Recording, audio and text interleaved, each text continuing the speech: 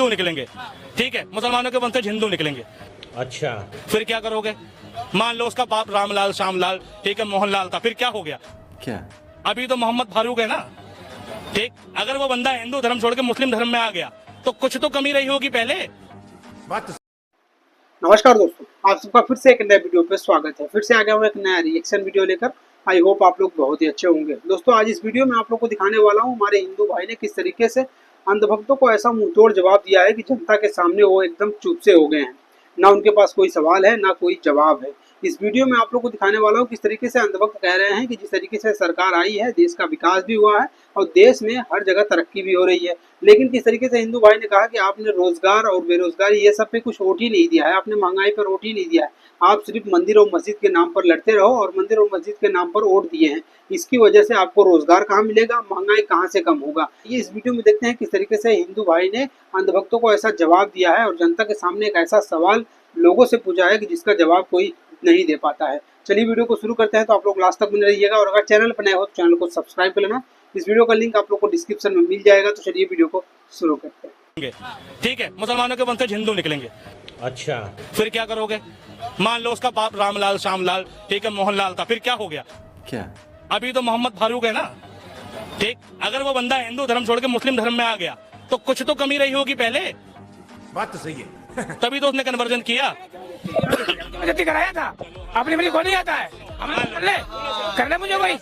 अभी बदत है भाई, अभी बदत है। जबरदस्ती करा दिया, मान लिया, औरंगजेब ने करा दिया, बाबर ने करा दिया, गर्दन चाकू की नोक पे करा दिया, एक पीढ़ी का करा दिया। ये फंस गया सीएम। ठीक, बाबर चला गया, 1500-1700 में अंग्रेज आ गए। फिर कौन सी जबरदस्ती थी जो बने रह गए? फिर वापिस हिंदू हो जाते।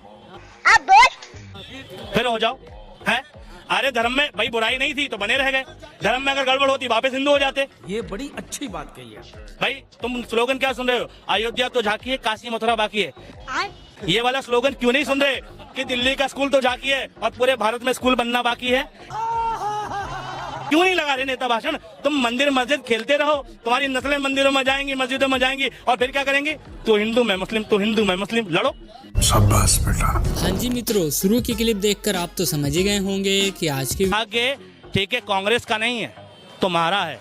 तुम इस देश में बेरोजगारी डिजर्व करते हो, तुम इस देश में महंगाई डिजर्व करते हो, क्योंकि तुमने वोट महंगाई कम करने के लिए किया ही नहीं, तुमने वोट बेरोजगारी बढ़ाने के लिए, बेरोजगारी कम करने के लिए किया ही नहीं, तुमने वोट स्कूल बढ़ाने के लिए किया ही नहीं।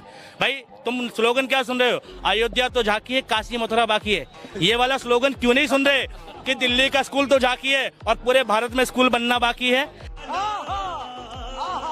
ठीक है, दिल्ली के हॉस्पिटल तो झांकी हैं, सारे यूपी में स्कूल बनना बाकी है। क्यों नहीं लगा रहे नेता भाषण?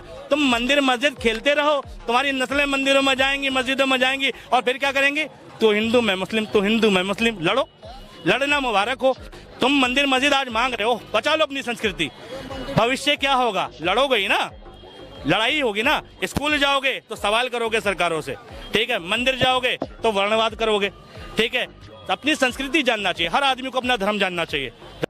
बात तो सही है। ठीक है, जैसे तुम हिंदू हो, ठीक है, मैं भाई कहते मैं मुस्लिम मान लो, यूँ कहते मुसलमानों के वंशज कहीं ना कहीं हिंदू निकलेंगे, ठीक है, मुसलमानों के वंशज हिंदू निकलेंगे। फिर क्या करोगे?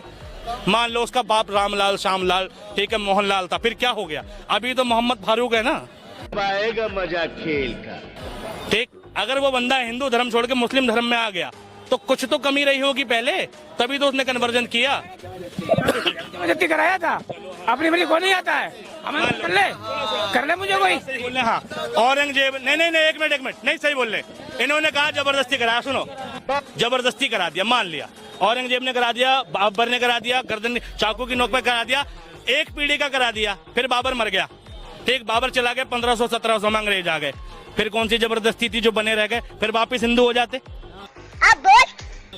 फिर हो जाओ, है? अरे धर्म में भाई बुराई नहीं थी तो बने रह गए, धर्म में अगर गड़बड़ होती वापस हिंदू हो जाते। अरे मुझे आज मेरे धर्म में गड़बड़ निकलेगी, मैं कहूंगा भाई मैं नहीं रहना चाहता, मैं दूसरा धर्म अपना लूंगा। भारत में धार्मिक स्वतंत्रता का अधिकार है, जो भीमराव अंबेडकर ने बहुत पहले दे दिया कि कोई भी व्यक्ति किसी भी धर्म को मान सकता है। फिर जबरदस्ती किस चीज की?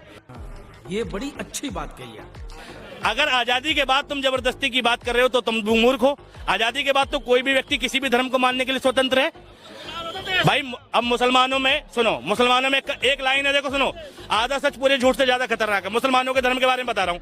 मुसलमानों की किताबों में लिखा है, मुसलमानों अपनी तादाद में इजाफा करो। मुसलमानों की किताब में लिखा है, मुसलमानों अपनी तादाद में इजाफा करो, ताकि मैं मोहम्मद रोज कयामत तुम्हारी आबादी को देखकर तुम पर नाश करूं। ठीक, अब इससे तुम मुराद क्या लोगे? इससे तुम मुराद लोगे कि मुसलमानों को कहा जा रहा है कि तुम बच्चे पैदा करो, जबकि कुरान को समझना हर किसी के बस की बात नहीं है।